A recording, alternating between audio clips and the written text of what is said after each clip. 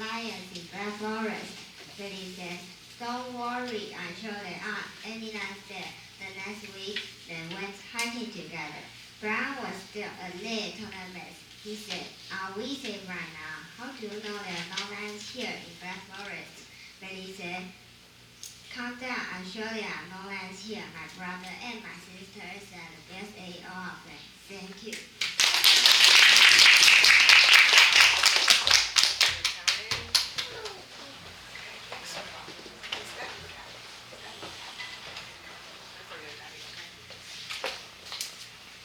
Preachers are people between the age of 15 and 44 who don't have work or only work part-time after leaving school.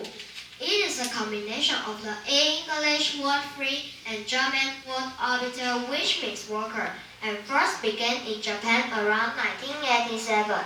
Many preachers live for free with their parents and don't need to worry about making enough money on their own. Among them, some people choose not to work after school or college even. There are quite a few jobs waiting for them. Some make money by working at stores, supermarkets, restaurants. With low income, they find it hard to start a family. One of them is that if they don't marry, there will be fewer babies in Japan. This will make its birth rate even lower in this aging problem world. Seriously, don't let your kids become preachers. Thank you.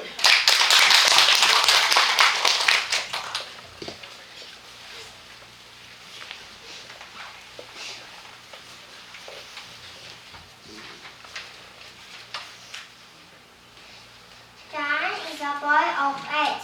He likes sports, but he doesn't like math. Now the students are having a math done. John is looking out of the window. Some boys are playing a ball game in the playground. John, please answer my question. How much is 7 plus 4? Is it 3, Miss Jones? 7 plus 4 is a 3? No. Mr. Johnson puts the apple on there and says, "Look, this is a red apple for you." When Mr. Johnson takes all the green apples from the bag and says to John, "Here, this is 4 green apples are for you too." How many apples we got now? But Mr. Johnson, I don't like apples.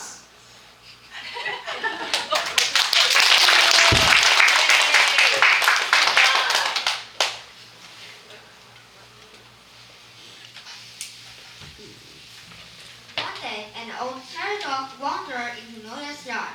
The dog didn't look hungry or sick, just very tired.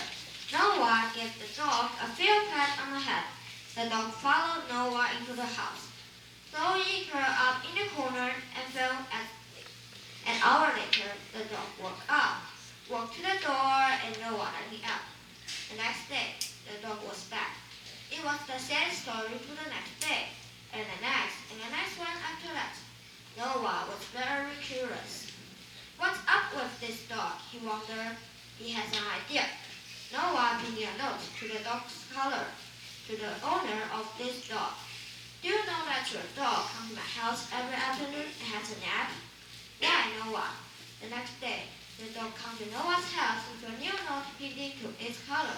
He lived in a home with 6 children from the age of 2. He tried to catch up on his sleep. He can't find a quiet spot here. Neither can I. Can I come with him tomorrow? Thank you.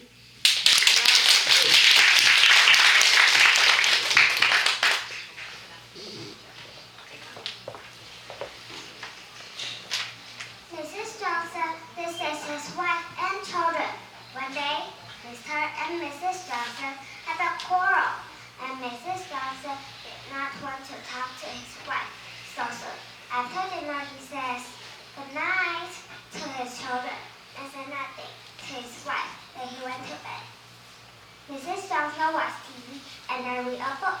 After a while, she put the children to bed and they went to bed.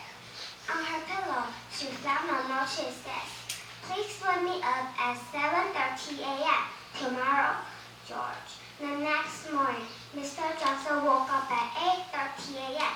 and found a note next to his pillow. It said, "George, it's time to wake up now at 7:30 a.m. Sally. Thank you.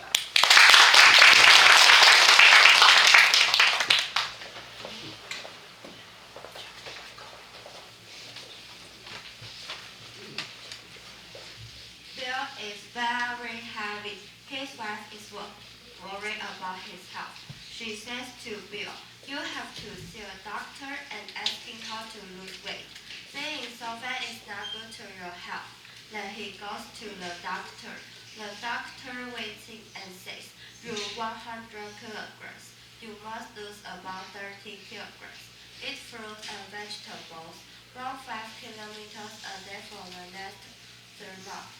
Then call me and let me know how much you weigh." Bill goes home and follows what the doctor has told him. After 3 months, he calls the doctor. "Hello, this is Bill. I am calling to tell you how much I weigh now. I think you will feel happy too. I have lost 30 kilograms. You're great, Bill," says the doctor. "Yes, but that is a more serious problem now." "What problem is it?" asks the doctor. Bill says, "I am 500 kilometers away from home. I don't know how to get back." Thank you.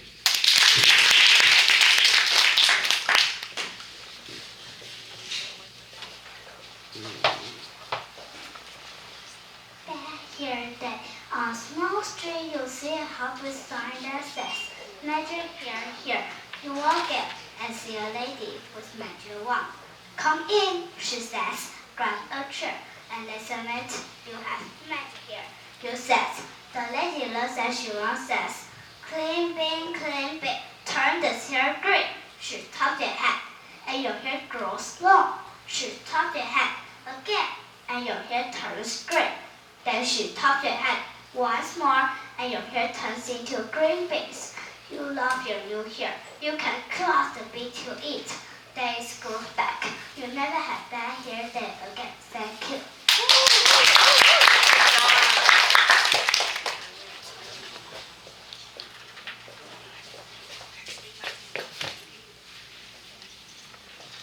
A woman walked into a bakery. She was very angry. She said, "This morning I told my son to buy 4 kilograms of cookies and 2 kilograms of bread. I only had 1 kilogram. I want you to check your skills. Something is wrong." The baker said, "I saw you some 4 kilograms of cookies and 2 kilograms of bread." The woman said, "Well, there is something wrong with your skills, and you should check that." The baker said, "I know where the other cookies and bread are. I think that you should weigh yourself. Thank you."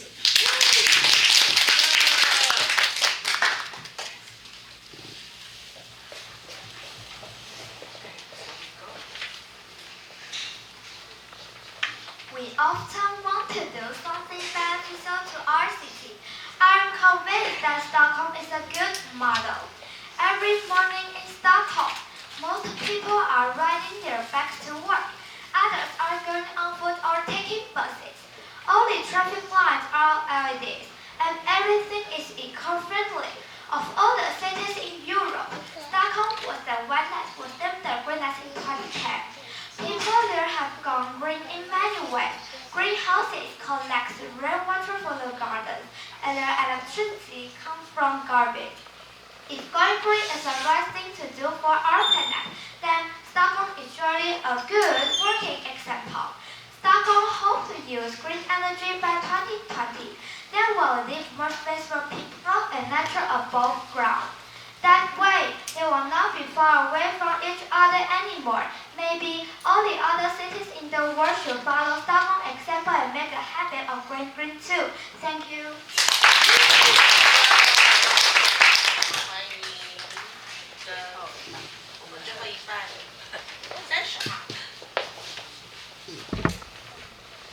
Somebody might say, "I want to be a big fish, as big as Bill Gates, in a big pool, as large as Microsoft."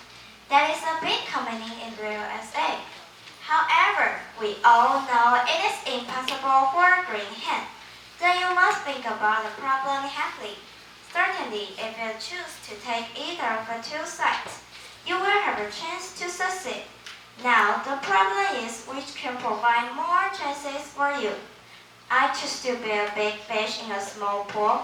A well-known university may provide high starting point for you, but a common college offers you chances to practice many skills. During the process, you may improve yourself, try to know your strong point and find your potential. What's more, without so many roles in common colleges, if you are really talented, you have more chances to climb to a higher point. The last point. Being a big fish only a small pool can give a green hand confidence. It is quite important for success. Certainly, you should not be confined to your small pool and be satisfied with being a big fish there. You should always train to be a big fish in a big pool. Thank you. Good job.